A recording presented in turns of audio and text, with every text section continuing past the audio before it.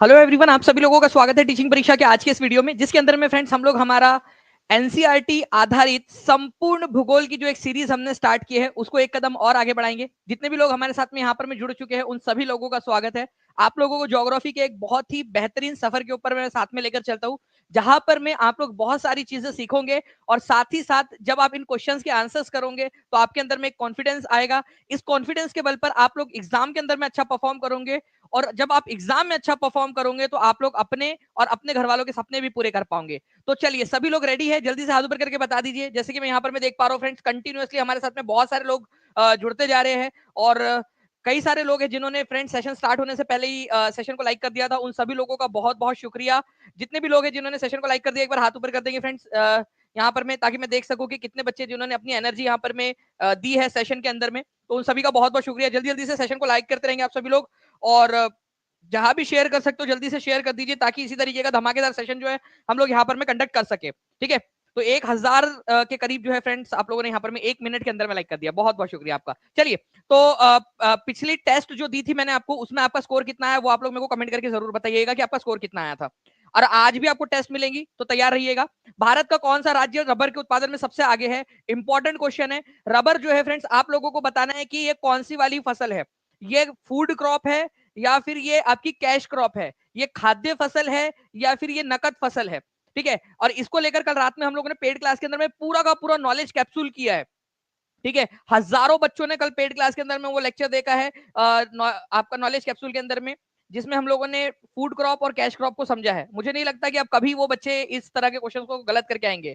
Cash crop है, देखिए जितने भी बच्चे हैं जिन्होंने कल देखा होगा वो लोग आंसर कर पा रहे हैं। और फ्रेंड्स, रबर के उत्पादन में सबसे आगे जो है वो केरल राज्य है, ये याद रखना है आप लोगों ने। इसके अलावा अगर आप लोगों से मसाले के उत्पादन के अंदर में पूछ लिया जाए, मसाला उत्पादन के अंदर में सबसे आगे कौन सा है? ठीक है, तो मसाले के उत्पादन के अंदर में भी आपको याद रखना है केरल सबसे आगे है। ठीक है, और रबर के उत्पादन में भी केरल सबसे आगे है। तो ये दोनों ही पॉइंट आप लोगों के लिए इंपॉर्टेंट हो जाते हैं। अच्छा, तो मैंने आपसे पूछा था कि रबर जो है वो कौन से प्रकार की फसल है। देखिए, अगर कोई फसल जो है आप लोग मुख्यतः खाने के लिए उगाते हो तो वो आपकी खाद्यान्न फसल या फूड ग्रेन होती है। चावल, गेहूं, ज्वार, बाजरा, मेज, ये सारी जो चीजें होती है आप लोगों की, ये खाद्यान्न फसलें है, फूड क्रॉप है। इसको बेचा भी जा सकता है, ऑब्वियस सी बात है कि लोग उगाते हैं, किसान उगाते हैं, बेचते हैं, तभी तो हम उनको खरीद कर खाते हैं ना। बट अगर वो नहीं भी बिके तो वो खा लेंगे उस चीज को। ठीक है, लेकिन कुछ ऐसी फसलें होती है जो केवल और केवल बेचने के उद्देश्य से ही उगाई जाती है। ठीक है, तो रबर हो जाए आप लोगों का, कॉटन हो जाए, गन्ना हो जाए, ये सारी की सारी फसलें कैश क्रॉप की कैटेगरी के अंदर में आती है। इवन चाय और कॉफी भी कैश क्रॉप की, नकद फसल की कैटेगरी में आती है। ठीक है, तो ये याद रखना था आप लोगों ने। एक बार सभी लोग, ठीक है, सेशन को लाइक तो कर ही दिया आप लोगों में से मैक्सिमम लोगों ने, शेयर भी करते रहेंगे फ्रेंड, जहां भी शेयर कर सकते हो, ताकि इसी तरीके से हम लोग जो है फ्रेंड्स और भी बहुत सारे सेशंस आप लोगों के लिए लाते रहे। ये 63वीं बीपीएससी का क्वेश्चन था, आप लोगों ने आंसर लगा दिया है। नाउ फ्रेंड, नेक्स्ट क्वेश्चन है आरएएस आरटीएस की एग्जाम में आया हुआ क्वेश्चन आप लोगों का, KVS, D triple S B, super TET, BPSC TRE, कहीं पे भी पूछा जा सकता है ये क्वेश्चन। देश में सर्वाधिक अनाज का उत्पादन, ओवरऑल अनाज, जिसके अंदर में गेहूं, ठीक है, चावल, ठीक है, मेज, आप लोगों का दालें सब आ जाती है एक साथ उसके अंदर में, मतलब अनाज का, ग्रेन का सबसे बड़ा उत्पादन करता वाला राज्य कौन सा है? ग्रेन का। ठीक है, अब यहां पर मैं देखिए फ्रेंड्स एक कैच, एक चीज है आप लोगों को याद रखना है। अगर आप लोग बात करोगे राइस की, तो चावल के उत्पादन के अंदर में वेस्ट बंगाल, पश्चिम बंगाल सबसे आगे है। ठीक है, वही अगर आप वीट की बात करेंगे तो वीट के उत्पादन में सबसे आगे जो है यूपी है। लेकिन ओवरऑल जब आप बात करते हो अनाज की, सारे अनाज को मिलाकर, तो यूपी ही सबसे आगे रहता है, उत्तर प्रदेश, ये याद रखना है आप लोगों ने। अनाज के उत्पादन के अंदर में सबसे आगे उत्तर प्रदेश है, सबसे ज्यादा अनाज जो है वो उत्पादन करने वाला, ओवरऑल अनाज उत्पादन करने वाला, चाहे वो कोई भी अनाज हो। ठीक है, तो अनाज के उत्पादन के अंदर में उत्तर प्रदेश सबसे आगे है, ये याद रखेंगे आप सभी के सभी। ठीक है, ओवरऑल अनाज के अंदर में। ओके, इंपॉर्टेंट पॉइंट है ये आप लोगों का, बार बार पूछा जाता है और अक्सर बच्चे कंफ्यूज हो जाते हैं इसके अंदर में कि पूछा गया है।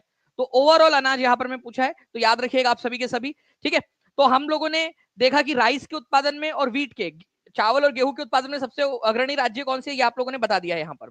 ओके, चलिए आगे बढ़ते हैं हम लोग फ्रेंड्स, और भी बहुत सारे क्वेश्चन है जो आप लोगों ने देखने। भारतीय मौसम विज्ञान विभाग, ठीक है, इंडियन मीटियोरोलॉजिकल डिपार्टमेंट कहां पर में लोकेटेड है? इंडियन मीटियोरोलॉजिकल डिपार्टमेंट, मौसम विज्ञान विभाग, ठीक है, न्यू दिल्ली, नागपुर, जोधपुर, पुणे। ठीक है, तो देखिए फ्रेंड, भारतीय मौसम विज्ञान विभाग जो है आप लोगों ने याद रखना है कि ये न्यू दिल्ली के अंदर में स्थापित है। ठीक है, इंपॉर्टेंट पॉइंट है, एग्जाम के अंदर में पूछा जा सकता है। ये मौसम की अग्रिम जानकारी आप लोगों को प्रदान करता है। मान लीजिए कि अगर तूफान आने वाला है कोई, ठीक है, तो उसकी जानकारी देगा। आप लोगों को ये बताएगा कि जो है बारिश इस बार अच्छी होगी कि नहीं होगी। ठीक है, इसके अलावा आपको बताता है बाढ़ अगर कहीं पे आने वाली है तो उसके बारे में जानकारी देता है। तो ये भारतीय मौसम विज्ञान विभाग जो है ये आप लोगों को याद रखना है, न्यू दिल्ली के अंदर में इसका मुख्यालय है। ओके, तो इसको जो है आप लोग इंडियन मीटेरोलॉजिकल डिपार्टमेंट और इंडियन मीटेरोलॉजिकल डिपार्टमेंट की ऑब्जर्वेटरी, ठीक है, ये कहां पर में लोकेटेड है, तो ये याद रखना है आप लोगों ने, न्यू दिल्ली के अंदर में लोकेटेड है ये, ठीक है, इंडियन मीटेरोलॉजिकल डिपार्टमेंट, ठीक है। चलिए, न्यू दिल्ली में इसका हेडक्वार्टर है। नाउ फ्रेंड्स, अब आप लोगों को एक लिस्ट देना चाहूंगा मैं, हर एक क्वेश्चन के ऊपर में, हर एक पॉइंट के ऊपर में क्वेश्चन आप लोगों के लिए बनता है एग्जाम के अंदर में, ठीक है। एक एक करके सारे के सारे क्वेश्चंस भी हम लोग करेंगे।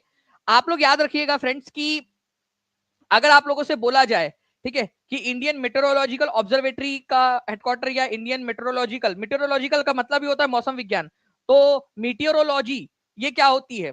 अगर ये क्वेश्चन इंग्लिश के किसी सेक्शन में आप लोगों से पूछ लिया जाए तो मीटियोरोलॉजी क्या होती है, लिख लेंगे। जितने भी बच्चे हिंदी मीडियम से पढ़े हुए होते हैं उन लोगों को अक्सर दिक्कत आती है जब इंग्लिश का सब्जेक्ट, कंपलसरी सब्जेक्ट देना होता है, तो वहां पर में सिनोनिम, एंटोनिम्स या कोई शब्द की मतलब पूछ लिया जाता है तो अक्सर वो कंफ्यूज हो जाता है। तो मीटियोरोलॉजी का याद रखना है आप लोगों ने, मौसम विज्ञान से संबंधित होता है।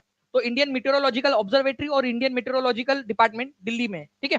इसके अलावा अगर मैं बात करूं आप लोगों से वायरोलॉजी, वायरोलॉजी का मतलब होता है फ्रेंड्स आप लोगों का वायरस से संबंधित जितने भी शोध है या उसके ऊपर में उसका जो विज्ञान है उसका डिपार्टमेंट, तो national institute of virology Pune के अंदर में है, ठीक है, ये आप लोगों ने याद रखना था, ठीक है। इसके अलावा आप लोगों का इंडियन इंस्टीट्यूट ऑफ ओशियोनोग्राफी, ठीक है, समुद्र से संबंधित जितनी भी आप लोगों का रिसर्च वर्क है ये करता है, पणजी में है, ठीक है। पणजी कहां पर में, जल्दी से बताइए आप लोग, कौन से राज्य के अंदर में पणजी, जल्दी से बताएंगे आप लोग। Indian institute of nutrition, nutrition का हम लोगों ने कल क्या याद किया था, एक ट्रिक याद की थी हमने, जल्दी से ट्रिक भी बता देंगे अगर आपको याद आ रहा है तो, न्यूट्रिशन की, ठीक है। तो ये याद रखना है आप लोगों ने, न्यू दिल्ली के अंदर में मौसम विज्ञान का। नेक्स्ट क्वेश्चन की तरफ में आगे बढ़ते हैं। शहतूत रेशम का अग्रणी उत्पादक भारतीय राज्य कौन सा है, ठीक है, मलबेरी सिल्क। अब आपको पता होना चाहिए फ्रेंड्स कि रेशम का जो कीड़ा होता है ना, ठीक है, जिससे रेशम बनता है, ये अक्सर शहतूत के पत्तों पर पाया जाता है, ठीक है। तो आप लोगों को ये याद रखना था कि शहतूत रेशम का अग्रणी उत्पादन करता राज्य कौन सा है, ठीक है, ये बताएंगे आप सभी के सभी।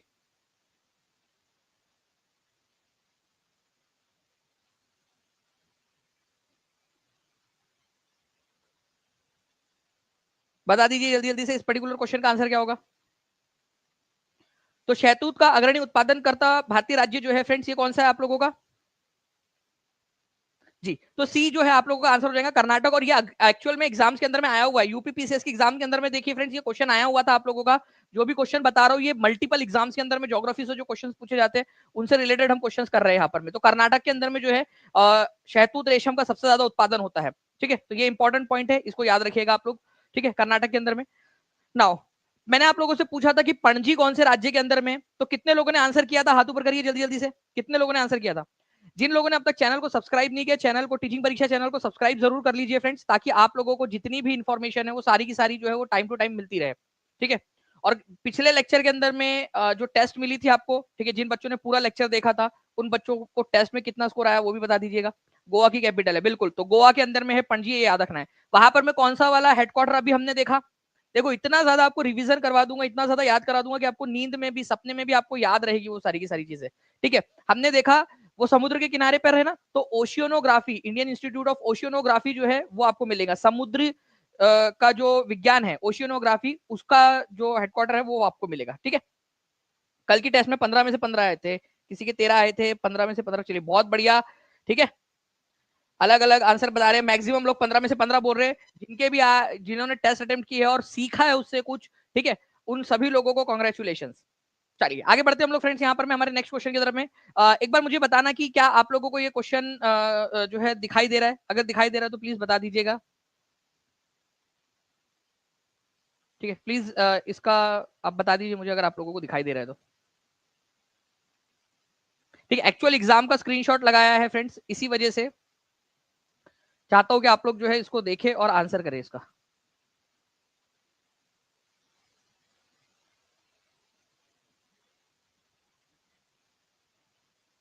देखिए यहां पर मैं क्या बोला है ना कि लॉन्जी distance of 1 degree longitude at equator is, ठीक है, इक्वेटर के ऊपर में दो लॉन्जिट्यूड के बीच का डिस्टेंस कितना होता है। इक्वेटर ये हो गया आपका एक ऐसा गोलाकार जो पृथ्वी को दो भागों में डिवाइड करता है, 0 डिग्री लैटिट्यूड है ये आपका। लॉन्जिट्यूड क्या होता है, नॉर्थ पोल को साउथ पोल से जो जोड़ने वाली लाइन है आपकी, उनको आप लॉन्जिट्यूड बोलते हैं, जैसे ये है आपका, ठीक है, सबसे ज्यादा किसी भी दो लॉन्जिट्यूड के बीच में सबसे ज्यादा डिस्टेंस कहां पर में होता है और सबसे कम डिस्टेंस कहां पर में होता है, ये बताइए मुझे। ठीक है, ये इमेजिनरी लाइन है जो हमने हमारी ग्लोब के ऊपर में, हमारी दुनिया के ऊपर में इमेजिन की है। तो ये हर एक लाइन जो आपकी लॉन्जिट्यूडनल है, देशांतर रेखाएं है, वो हर एक लाइन नॉर्थ पोल और साउथ पोल पे जाकर मिल जाती है। तो सबसे कम डिस्टेंस इनका कहां पर में होगा? पोल के ऊपर में होगा। इनके बीच में सबसे ज्यादा डिस्टेंस कहां पर में होगा? इक्वेटर के पास में इनके ऊपर में सबसे ज्यादा डिस्टेंस होता है। ठीक है, इक्वेटर पर इन पर सबसे ज्यादा डिस्टेंस होता है। और जैसे जैसे ये इक्वेटर से दूर जाते हैं वैसे वैसे इनके बीच का डिस्टेंस जो है वो कम कम कम कम होता जाता है, चाहे नॉर्थ में जा रहे हो चाहे साउथ में जा रहे हो। तो सबसे ज्यादा डिस्टेंस कहां पर में होता है फ्रेंड्स? सबसे ज्यादा डिस्टेंस जो होता है उनका इक्वेटर पर होता है। अब इक्वेटर के ऊपर में जो है फ्रेंड्स इनका कितना डिस्टेंस होता है ये याद रखना है आप सभी लोगों ने। Exact to the point answer आपको बता रहा हूं, 111.32 किलोमीटर इसका आंसर है। ठीक है, 111.32 किलोमीटर, दो इसके अंदर में। अक्सर जो है इसको आप राउंड फिगर के अंदर में 111 किलोमीटर बोल देते हैं, लेकिन मान लीजिए कि अगर इतना क्लोज आंसर आ जाए आप लोगों का, ठीक है, इतना क्लोज जब आंसर आ जाता है तब आप लोगों को दिक्कत होती है कि भाई इसका क्या आंसर लगाए करके। ठीक है, तो 1 डिग्री लॉन्जिट्यूड का, ठीक है, कोई भी दो अगर है, मैंने वैसे ही बड़ा बनाया कि पास पास में होते हैं, ठीक है, तो 1 डिग्री का कितना डिस्टेंस होगा? 111.32 किलोमीटर। हर एक बच्चा कमेंट के अंदर में इसको आंसर वो जरूर लिखिए। मैं आपको बता रहा हूं कि सिर्फ ये एक क्वेश्चन, ठीक है, अगर ये एग्जाम में आ गया तो आप मुझे बताइए आपके अनुमान के हिसाब से कितने लोग इसका सही आंसर कर पाएंगे? आपको क्या लगता है? और कितने लोगों से आप आगे निकल जाओगे? ठीक है, कितने परसेंट लोगों से? मैं आपको बताऊं, कम से कम 95% लोगों से आप आगे निकल जाओगे सिर्फ एक क्वेश्चन की वजह से। नहीं कर पाएंगे वो लोग इस क्वेश्चन का आंसर। लेकिन आप लोग जितने भी लोग कमेंट में आंसर लिख रहे हैं, ठीक है, और यहाँ पर मैं इस लेक्चर को अच्छे से देख रहे हैं, मैं आपको बता रहा हूँ कि आप धीरे धीरे आप लोग पाओगे कि आप लोग कंटिन्यूअसली इंप्रूव कर रहे हो। 111.32 किलोमीटर लॉन्जिट्यूड के ऊपर में। अब इक्वेटर के ऊपर में इनके बीच में डिस्टेंस होता है। मैंने आपसे एक सवाल पूछा था, ठीक है, कि लॉन्जिट दो 1 डिग्री के दो लॉन्जिट्यूड के बीच में, अगर एक डिग्री का दो लॉन्जिट्यूड है, ठीक है, तो दो लॉन्जिट्यूड के बीच में सबसे ज्यादा डिस्टेंस कहां पर में होता है और सबसे कम डिस्टेंस कहां पर में होता है? अब मुझे आप बताइए कि पोल के ऊपर में, नॉर्थ पोल पर दो लॉन्जिट्यूड के बीच का डिस्टेंस कितना होगा? दो पोल्स के बीच में। ठीक है, thank you Shivansh, Shivan, thank you very much Shivansh.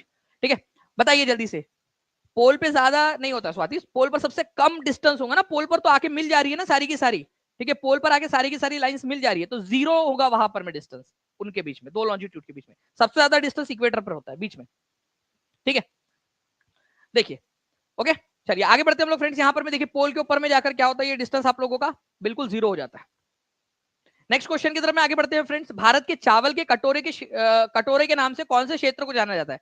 अब यहां हम किसी राज्य की बात नहीं कर रहे हैं, ठीक है, हम क्षेत्र की बात कर रहे हैं कि एक ऐसा क्षेत्र है, उस क्षेत्र को, उस इलाके को, उस रीजन को चावल का कटोरा, राइस बाउल ऑफ इंडिया के नाम से जाना जाता है। वैसे कई सारे राज्य भी है जिनको राइस बाउल ऑफ इंडिया बोल दिया जाता है, छत्तीसगढ़ को बोल देते हैं कई बार, सबसे ज्यादा चावल का उत्पादन होने की वजह से पश्चिम बंगाल को भी बोल देते हैं। लेकिन एक रीजन है, एक एरिया है जहां पर में जिसको अक्सर कहा जाता है कि ये चावल का कटोरा है भारत का।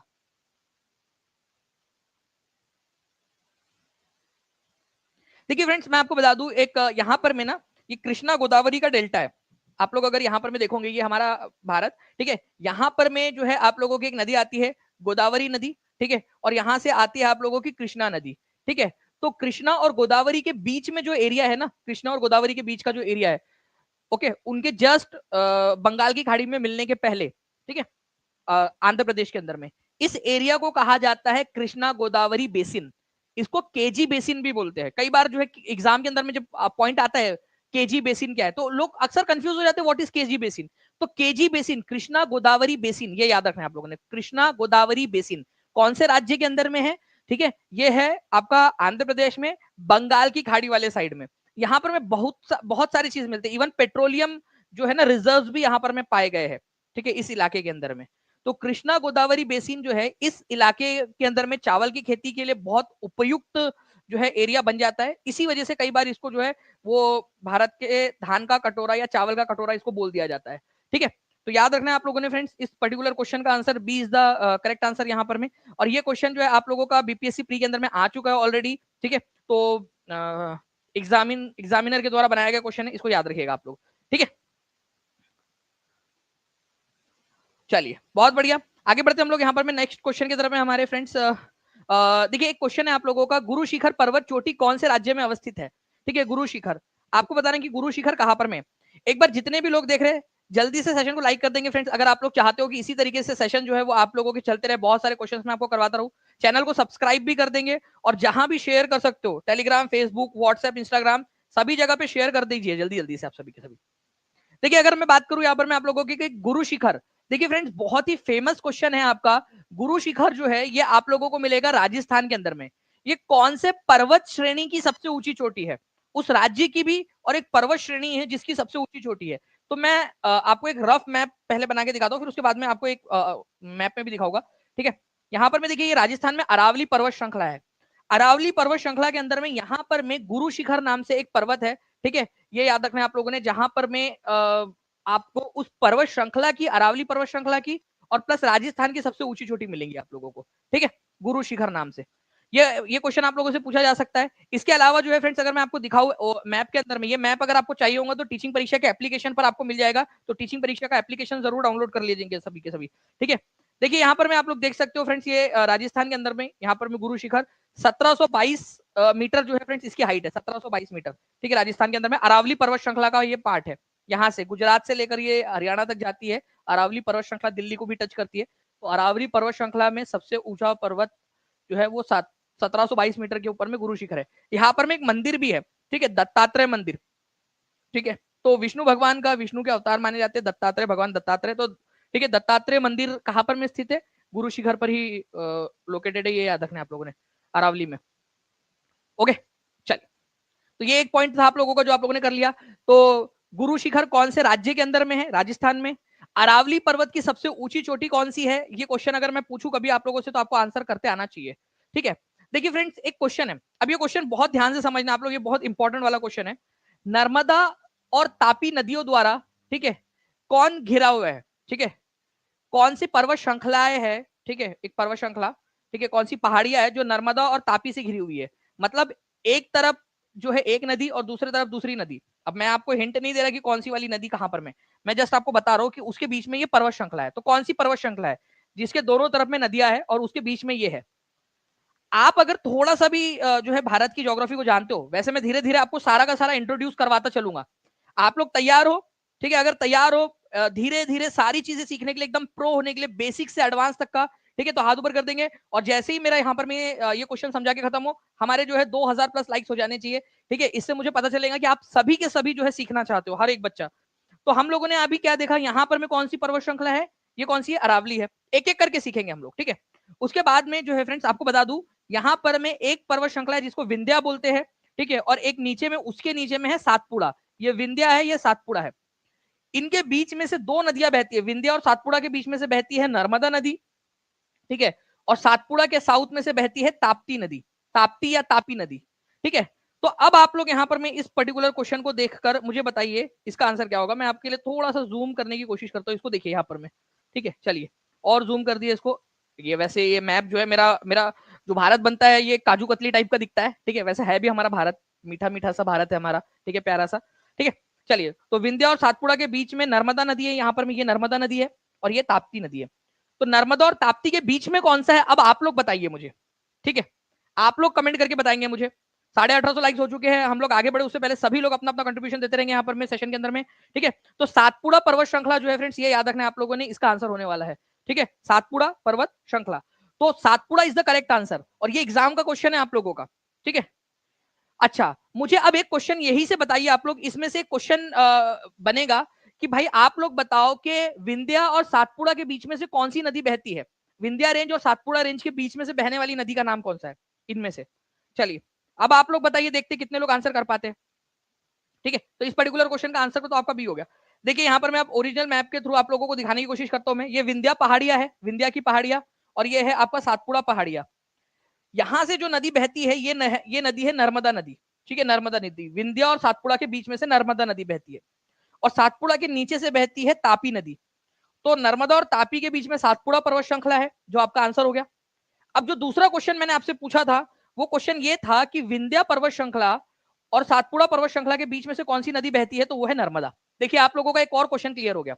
और हम लोगों ने जो अभी थोड़ी देर पहले यहाँ पर मैं देखा, ठीक है, कि भाई अरावली पर्वत श्रृंखला कहां पर में, तो ये विंध्य है, ये सातपुड़ा है, और यहाँ पर में देखिए आप लोग ये अरावली पर्वत श्रृंखला आप लोगों को दिखाई दे रही है, ये अरावली पर्वत श्रृंखला, जिसकी सबसे ऊंची शिखर कौन सा है आप लोग कमेंट करके बता देंगे मुझे, कौन से राज्य में है और सबसे ऊंचा शिखर कौन सा है। ठीक है, तो इस तरीके से आप लोगों को जो है फ्रेंड्स आंसर्स करने होते हैं।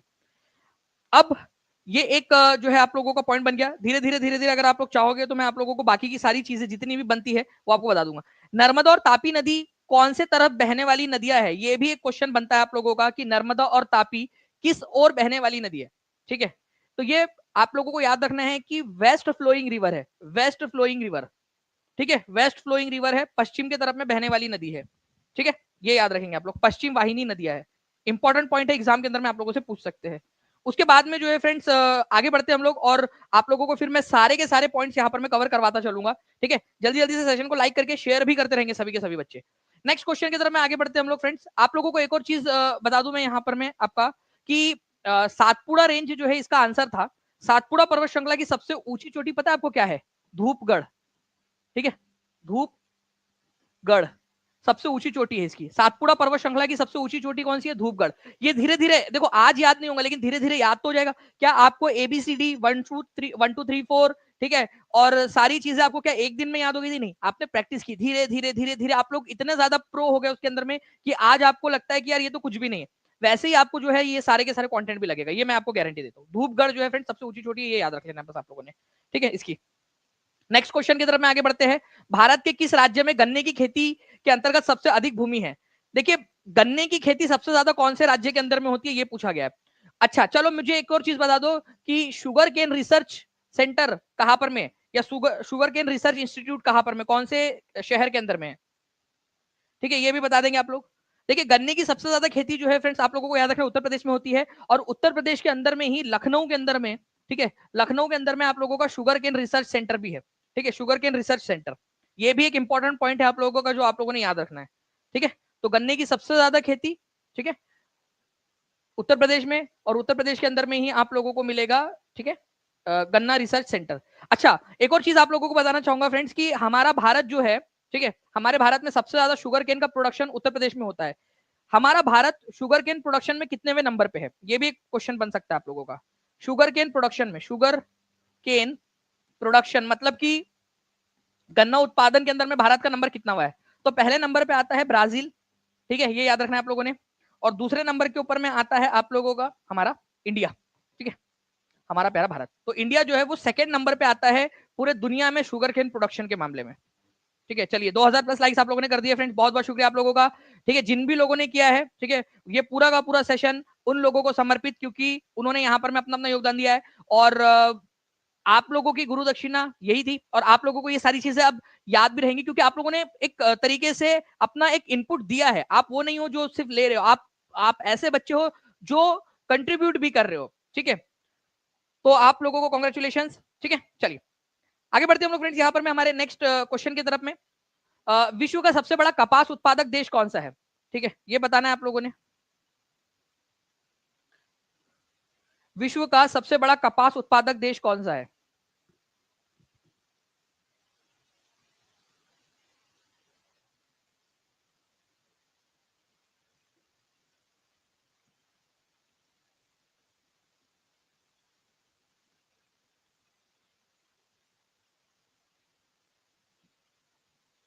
चलिए बहुत बढ़िया फ्रेंड्स, आप लोगों के आंसर्स यहाँ पर में कंटिन्यूअसली आ रहे हैं।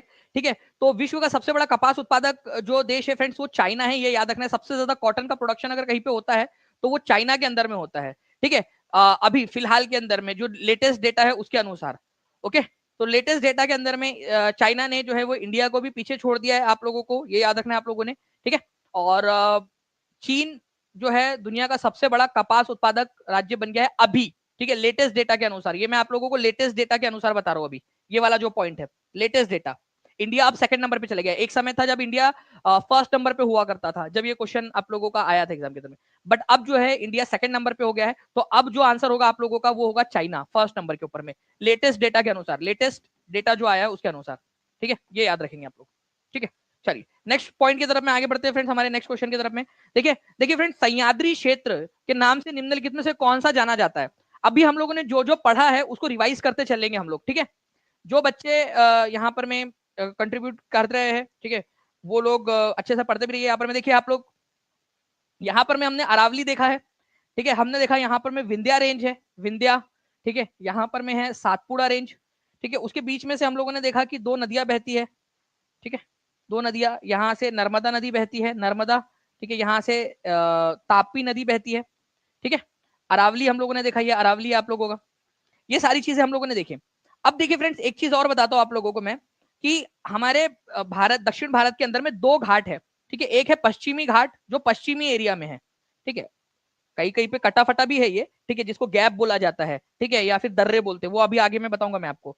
और एक है आपका, ठीक है, जिसको हम लोग कहते हैं, ठीक है, पूर्वी घाट, ठीक है, पूर्वी घाट। तो पश्चिमी घाट, वेस्टर्न घाट और ईस्टर्न घाट, ठीक है। तो जो ये वेस्टर्न घाट है ना आपका, ये वेस्टर्न घाट, इसी को सह्याद्री के नाम से भी जाना जाता है, सह्याद्री, ठीक है। तो वेस्टर्न घाट, पश्चिमी घाट को सह्याद्री के नाम से जाना जाता है लोकली, ये याद रखना है आप लोगों ने, वेस्टर्न घाट को, पश्चिमी घाट को। ये आप लोगों का क्वेश्चन का आंसर ये हो जाएगा। पश्चिमी घाट की सबसे ऊंची चोटी और पूरे दक्षिण भारत की सबसे ऊंची चोटी जो है फ्रेंड्स, आप लोगों को नीचे में मिलेंगी अनाईमुड़ी, ठीक है। तो आपको याद रखना है, सह्याद्री जो है ये वेस्टर्न घाट को ही कहा जाता है, ये याद रखना है आप लोगों ने, ठीक है। और ये आप लोगों का गुजरात से लेकर केरल तक फैला हुआ है। और आप लोगों को बता दूं फ्रेंड्स की सबसे ऊंची चोटी है इसकी अनाईमुड़ी, जो 2695 मीटर ऊंची है, ठीक है।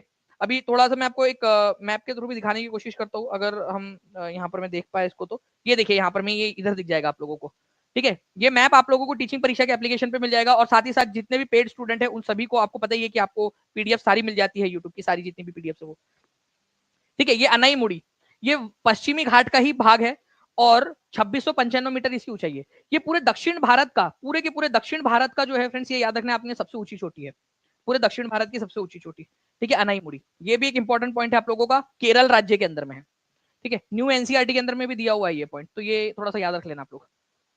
तो सह्याद्री को ही फ्रेंड्स आप लोग, वेस्टर्न घाट को ही सह्याद्री के नाम से भी जानते हो, ठीक है। वेस्टर्न घाट की सबसे ऊंची चोटी है आप लोगों की, ठीक है, अनाईमुड़ी। नेक्स्ट क्वेश्चन की तरफ में आगे बढ़ते हैं। पाल घाट निम्नलिखित में से किन राज्यों को मिलाता है? पाल घाट, अब ये घाट जो है फ्रेंड्स, आप लोगों को याद रखना है, बेसिकली यहाँ पर मैं बात हो रही है पाल घाट गैप की, जो गैप है, ठीक है, पर्वत श्रृंखला के बीच में गैप है, टूटन है, जहां से रास्ता निकला है, ठीक है। चलिए जल्दी जल्दी से बताते जाएंगे आप लोग, इसका भी आंसर क्या होगा। देखिए अगर मैं बात करूं फ्रेंड्स यहाँ पर मैं इस पर्टिकुलर क्वेश्चन की, पालघाट गैप की, तो यहाँ पर मैं आपको बताया मैंने कि वेस्टर्न घाट है पूरा का पूरा, ठीक है, इधर साइड में वेस्टर्न घाट है। तो वेस्टर्न घाट, एक्चुअल में वेस्टर्न घाट के बीच में एक गैप है, ठीक है, केरल में। और ये जो गैप है ना, ये याद रखना फ्रेंड्स आप लोगों का, केरल से तमिलनाडु को जोड़ती है, इसको पालघाट गैप बोला जाता है, ठीक है, ओके, पालघाट गैप। तो केरल से तमिलनाडु को जोड़ने वाला है पालघाट गैप। पालघाट गैप कौन से वाले दर्रे में, कौन से वाले जो है आप लोगों को याद रखना है कि पर्वत श्रृंखला में आता है, तो पश्चिमी घाट के अंदर में आता है पाल घाट गैप, ठीक है। तो वेस्टर्न घाट के अंदर में आता है, वेस्टर्न घाट के अंदर में, ये याद रखेंगे आप सभी के सभी, और केरल और तमिलनाडु को जोड़ता है। तो ये यहाँ पर मैं अगर मैप की बात करूँ तो ये यहाँ पर मैं कहीं तो भी ये है, ये आपका, ठीक है, केरल और तमिलनाडु को जोड़ता है। तो प्लीज इसको याद रखिएगा, इंपॉर्टेंट क्वेश्चन जो भी बन रहे हैं आपके, ठीक है। तो इसका आंसर क्या हो जाएगा आप लोगों का इस पर्टिकुलर क्वेश्चन का? एसएससी जेईई में आया था ये 2018 में क्वेश्चन, आप लोग कमेंट कर दीजिए जल्दी जल्दी से, ठीक है। तो आंसर जो है फ्रेंड्स इस पर्टिकुलर क्वेश्चन का हो जाएगा आप लोगों का तमिलनाडु एंड केरला, ठीक है, Tamil Nadu and Kerala is the correct answer, C is the correct answer, okay. चलिए नेक्स्ट क्वेश्चन की तरफ में आगे बढ़ते हैं फ्रेंड्स आप लोगों का। अब देखिए आप लोगों में से जितने भी बच्चे जिन्होंने पिछला लेक्चर अच्छे से देखा है, ठीक है, उन लोगों को एक चीज याद होगी कि मैंने आप लोगों के लिए, ठीक है, एक पूरा का पूरा जो है एक लिस्ट आप लोगों को प्रोवाइड की है, ठीक है। वन अनुसंधान संस्थान कहां पर में ये बता दीजिए आप लोग, फॉरेस्ट रिसर्च इंस्टीट्यूट, क्योंकि फॉरेस्ट से रिलेटेड ज्यादातर चीजें वहीं पे आप लोगों को मिलने वाली है, फॉरेस्ट से रिलेटेड जितनी भी चीजें हैं,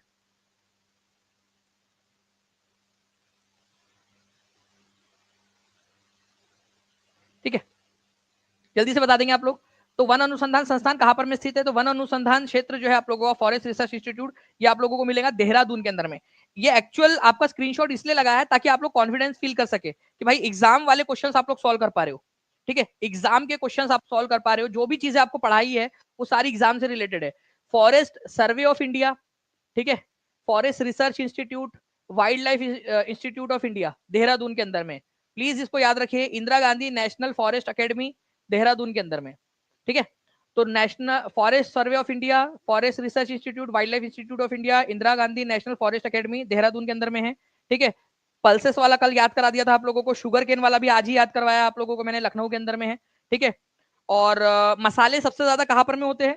मसाले आप लोगों को पता है फ्रेंड कि सबसे ज्यादा जो है ये इनका उत्पादन होता है केरल के अंदर में, है ना। आज हम लोगों ने देखा था केरल के अंदर में, तो केरल के ही कोझीकोडे नाम की जो जगह है केरला में कोझीकोडे नाम की जगह, वहां पर में स्पाइसेस रिसर्च इंस्टीट्यूट है, Indian institute of spices research. ठीक है, तो कोझीकोडे केरला के अंदर में है, तो ये ऐसे भी याद रख सकते थे आप सभी के सभी। ओके, धीरे धीरे करके हम लोग ये सारी की सारी चीजें जितनी भी है वो सारा हम लोग याद करते जाएंगे। आप लोगों को एक एक करके मैं हर एक चीज याद करवा दूंगा इस पर्टिकुलर क्वेश्चन से रिलेटेड या इस स्लाइड से रिलेटेड।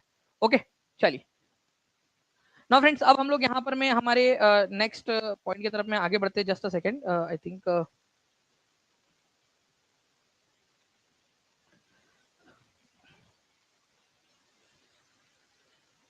चलिए,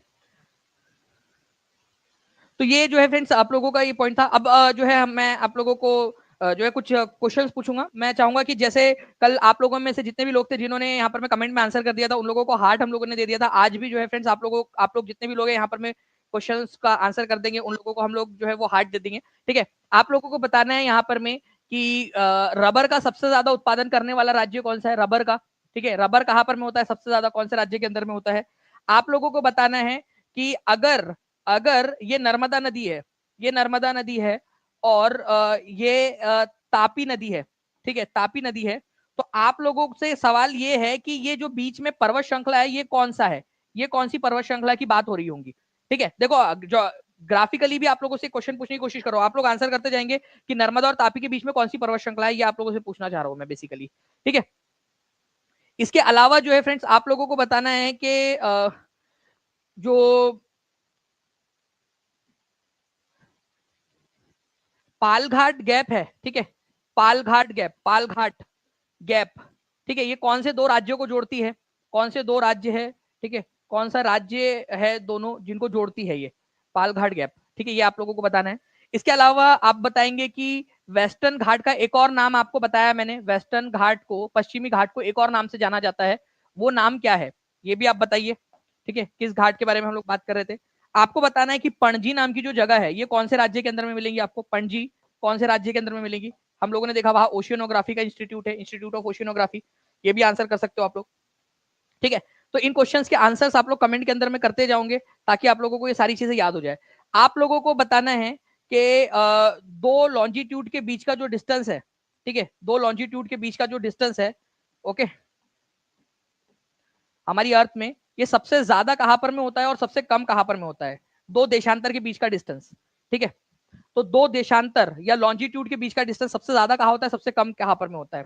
ठीक है, मैं आपको बता दूं सबसे मैक्सिमम डिस्टेंस जो है, मैं आपको दो ऑप्शंस दे रहा हूं, आपको बताना है इन दोनों ऑप्शंस में से क्या आंसर होगा।